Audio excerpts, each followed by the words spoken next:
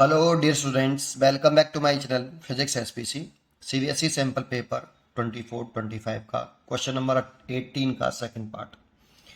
In young double slit experiments using monochromatic light of wavelength lambda, the intensity of two sources is I. What is the intensity of light at a point where path difference between where wavefront is lambda by 4? ठीक है, solution. तो पहले थोड़ा सा diagram से समझते हैं इसको। यहाँ पे एक स्क्रीन होती है और यहाँ पे एक स्लिट छेद होता है। यहाँ पर एक मोनोक्रोमेटिक सोर्स रखा है जिसकी वेवलेंथ लैम्डा है। सिमेट्रिकली यहाँ पर एक और स्क्रीन होती है और सिमेट्रिकली ये इसमें दो स्लिट्स होती हैं ऐसे, ये स्लिट S1 और ये स्लिट S2। यहाँ से अकॉर्डिंग टू हाइगन वेव थ्योरी ऑल डायरेक्शन में वेव इमिट होती है, लॉन्गिट्यूडनल वेव है ना, ये वेव ऑल डायरेक्शन में ऐसे।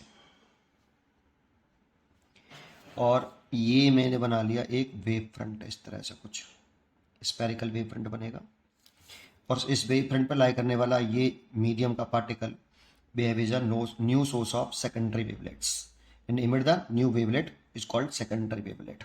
यहाँ से सेकेंडरी वेवलेट निकलेंगी। इससे कैपिटल डी दूरी पर, एक कैपिटल डी दूरी पर एक अंदर स्क्रीन होती है और इससे एक जो सेकेंडरी वेवलेट निकल रही है वो ऐसे, और लेट कर लेते हैं यहाँ से एक सेकेंडरी वेवलेट निकल रही है वो ऐसे।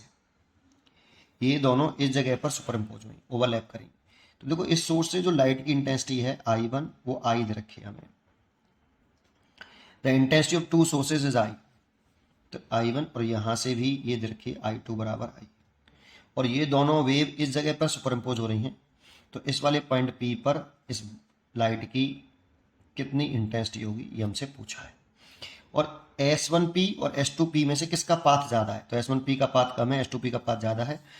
तो S1P और S2P के बीच में पाथ में डिफरेंस है। This is a path difference, S2K is a path difference. तो यहाँ पे पाथ डिफरेंस दे रखा है हमें क्वेश्चन में, पाथ डिफरेंस दे रखा है delta x is equal to lambda by 4। इसे ले सकते हो आप S2P माइनस S1P। S2P का पाथ बड़ा है और S1P का पाथ छोटा है, इतना पाथ डिफरेंस रखा है। और इस वाले पॉइंट पर इंटेंसिटी पूछ रहा है, दोनों के सुपर इम्पोज होने से कितनी रिजल्टेंट वेव की इंटेंसिटी होगी। तो इसे IR मान लेते हैं, क्योंकि इसकी भी I इसकी भी है तो इसे IR मान लेते हैं। IR पूछा है तो आपने फॉर्मूला पढ़ा होगा, IR is equal to I1 plus I2 plus 2 root के अंदर I1 I2 cos फाई, ये फॉर्मूला होता है बेटा। इसमें फाई फेज डिफरेंस होता है बिटवीन टू वेव्स। ये जो वेव आ रही हैं इनके बीच में पार्ट फेज डिफरेंस होता है। अब हमें I1 तो दे रखा है I, I2 भी दे रखा है I प्लस 2 रूट के अंदर I1 I2 लिखेंगे तो I स्क्वायर हो जाएगा, लेकिन फाई नहीं दे रखा।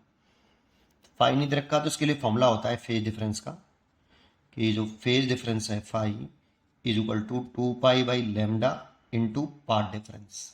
Delta x is a path difference, ये फेज डिफरेंस का फॉर्मूला होता है। ये यहाँ से निकाल लो क्योंकि हमें पार्ट डिफरेंस रखा है लैम्डा बाई 4। तो 2 pi by lambda into lambda by 4, lambda से लैम्डा कट गया, इससे ये कट गया, तो pi by 2 that means 90 degree. तो यहाँ कॉस पाई बाई 2 लिख दो, और कॉस 90 की वैल्यू जीरो होती है तो ये पूरा ही जीरो हो जाएगा, तो ये हो जाएगा 2I। ये जीरो हो गया 2I, तो रिजल्टेंट वेव की इंटेंसिटी उस पॉइंट पर 2I होगी। इस वाले पॉइंट पर रिजल्टेंट वेव की इंटेंसिटी 2I होगी। पढ़ते रहिए और होते रहिए।